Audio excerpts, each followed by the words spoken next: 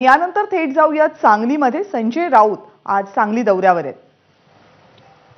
जो 400 पारचा नारा दिलेला आहे मोदींनी, तो किती फसवा आहे, भंपक आहे, हे निकालानंतर या देशाला कळेल, जनतेला कळेल आणि स्वतः मोदींनाही कळेल. कोणत्याही परिस्थितीत नरेंद्र मोदी देशाचे पंतप्रधान पुन्हा होणार नाहीत किंवा त्यांचा पक्ष सत्तेवर येणार नाही, याबाबतचं इच्छा आणि मानस हे जनतेमध्ये आहे. महाराष्ट्रामध्ये 48 जागा आहेत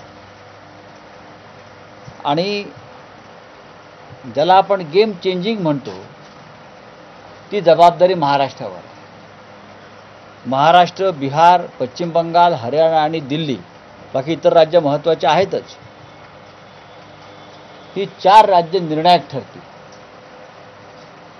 त्यात महाराष्ट्राचा वाटा मोठा असेल.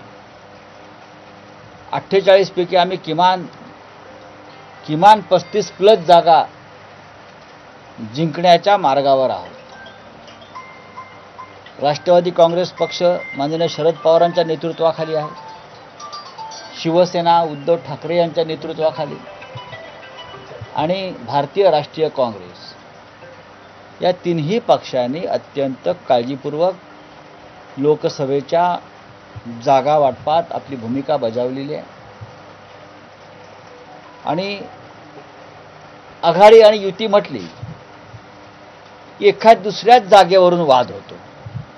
आम्ही भारतीय जनता पक्षाबरोबर 25 वर्ष होतो.